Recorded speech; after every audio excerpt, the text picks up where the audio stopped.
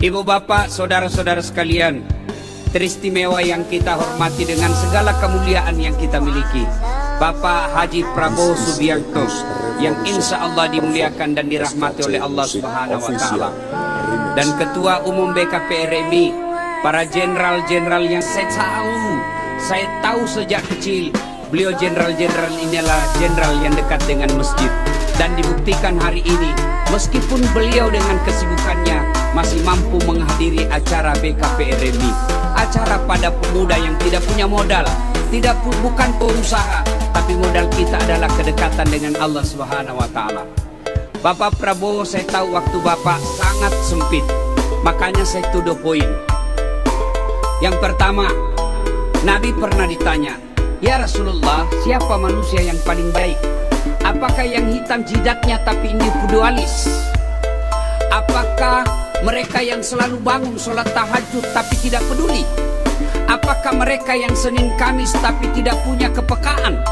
Apakah mereka yang Senin Kamis puasa tapi egois?" Kata Nabi, bukan itu. Siapa orang yang baik? Khairun nas anfa'uhum linnas.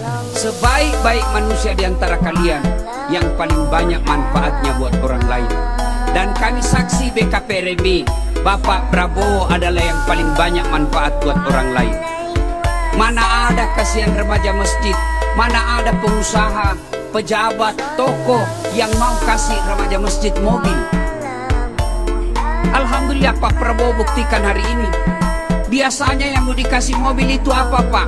Partai politik, karena ada maunya.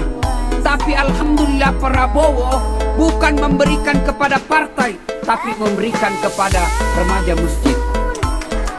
Maka tanggung jawab kalian yang diberikan mobil, jangan kau jadikan mobil pribadi untuk gaya-gaya. Jadikan itu untuk menjangkau masjid. Allahu Akbar. Pak Jenderal yang saya muliakan, catat saudara-saudara sekalian, sebut saja siapa. Semua alim Timur Tengah, semua alumni dari pesantren-pesantren terkemuka dari luar negeri Arab, Dasat Latif, alumni BKPRMI. Pak Jenderal, saya tidak pernah mondok. Wallahi, saya tidak pernah sekolah pesantren agama. Tapi Bapak boleh lihat sekarang di channel YouTube saya, paling banyak penontonnya. Penonton saya sekarang di YouTube Pak Jenderal 264 juta. Dan hebatnya karena penonton saya bukan cuma muslim. 4 hari lalu saya dari Samarinda Pak Jenderal, ada orang Tionghoa, jelas mukanya sangat Tionghoa. Dia bangga dan dia minta kepada panitia, saya yang jemput Pak Ustadz. Beliau jemput dengan mobilnya yang mewah, dan dia mengatakan, "Alhamdulillah Ustadz, baru beberapa hari saya masuk Islam karena selalu nonton ceramahnya Pak Ustadz." Kenapa? Karena saya dakwah, mari sejukkan. Apa yang kita mau capai dengan menghasut? Apa yang kita mau capai dengan memaki? Apa yang kita mau capai dengan menghina orang lain? Tidak ada. Kalau ada saudaraku BKPRMI, kalian merasa ustadz, kalian merasa penceramah, tapi mulutmu kotor, mulutmu kasar, siapa teladanmu? Adakah pernah dicontohkan oleh Rasulullah? Masya Allah. Saya dari tadi lihat Pak Jenderal. Pak Jenderal, Rasulullah itu tidak ada fotonya, tidak ada lukisannya, tapi deskripsi tentang beliau sangat lengkap. Beliau dijelaskan dalam hadis, alis kanan kirinya Pak tebal, kiri kanannya tebal, dan seperti Pak Prabowo, Rasulullah itu ada urat di tengah-tengah antara alis dan. Coba lihat Pak Prabowo, ada kan pembedaannya di sini. Kalau Rasulullah urat di sini, apa tujuannya? Ketika beliau marah, uratnya ini keluar membesar, sehingga sahabat tahu Nabi lagi marah, sehingga tidak perlu memaki. Maka saudaraku, belajar dari Rasulullah. Pak Jenderalku semua yang hadir di tempat ini, kurang apa itu bejatnya masyarakat sama Nabi sebelum diangkat jadi Rasul. Disebut masyarakat jahiliyah Pak. Tidak ada orang Indonesia mau disebut jahiliyah. Nabi Masyarakatnya waktu itu jahiliyah.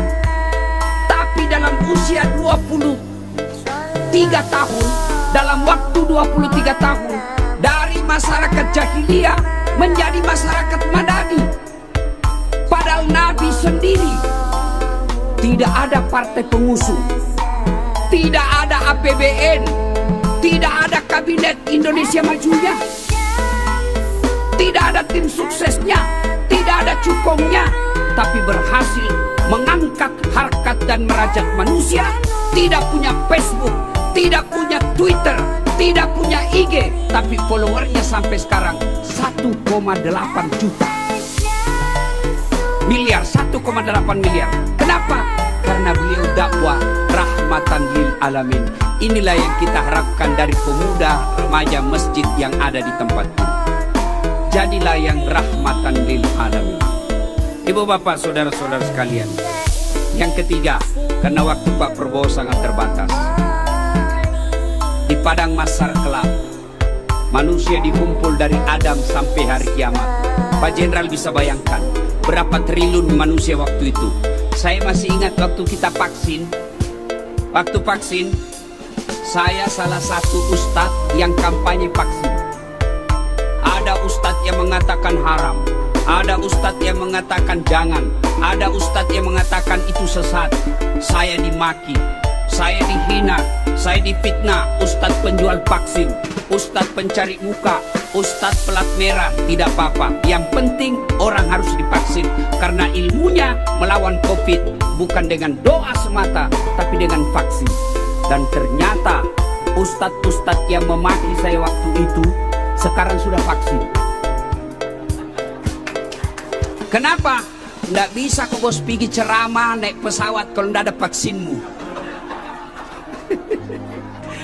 Dan pada saat kita vaksin awal-awal Pak, kita cuma vaksin 1 RT, kita cuma vaksin 1 RW. Ngantri kita Pak sampai sore. Padahal ngantrinya Pak, banyak yang suntik kita di padang mahsyar. Dari Adam sampai kiamat, 1 loket. Dan pada saat itu kata Nabi, semua wajahmu berubah. Ada muka tikus yang suka merampok, ada muka anjing yang suka korup, yang suka menyogok, ada muka ular yang suka cari-cari muka, ada muka kuda kata Nabi yang suka mendahului imam ketika berjamaah, macam-macam. Dan pada saat itu kata Nabi, Allah sediakan kau ruang VVIP. Bapak kalau ke bandara, tentu beda-bedanya Pak Prabowo tempatnya dengan tempatnya masyarakat biasa. Karena beliau pejabat negara. Ada tempat khususnya Pak, namanya ruang VVIP. Dilayani dengan baik, kuenya khusus.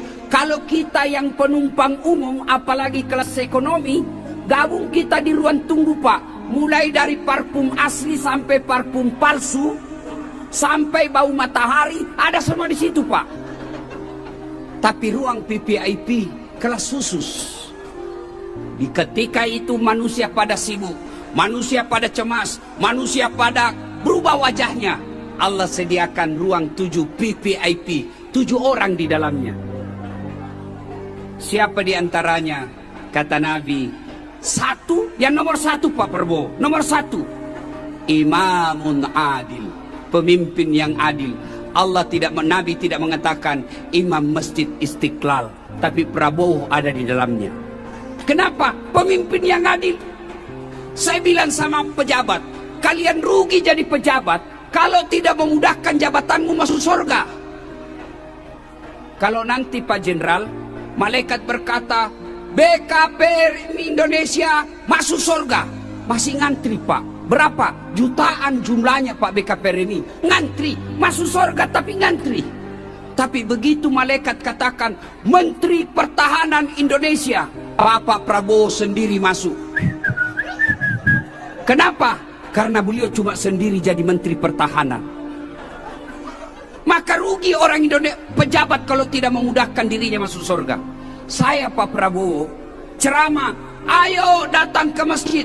Paling yang datang orang sudah pensiun Pak.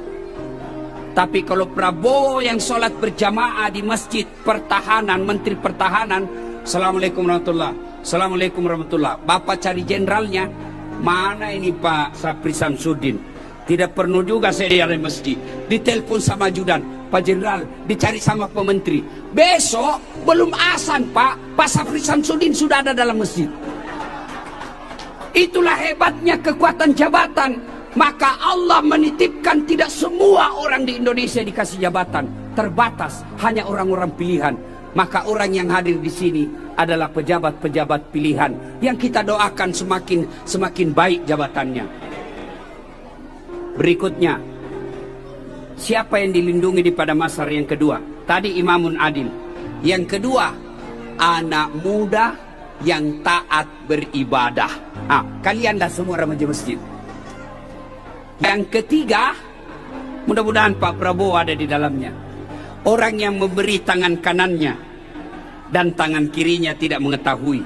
Saya dengar tadi beliau katakan mestinya dirahasiakan, cuma dikasih bocor sama Pak Said Agil. Bersedekah tanpa harus orang tahu.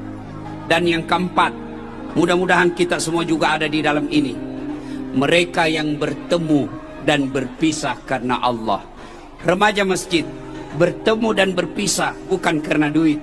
Remaja masjid bertemu dan berpisah bukan karena jabatan, tapi mereka bertemu dan berpisah karena rumah ibadah yang insya Allah kita akan masuk di dalam 7 golongan itu. Karena waktu yang terbatas, ini saja tausiah kita. Sebelum saya akhiri, saya mau berpantun.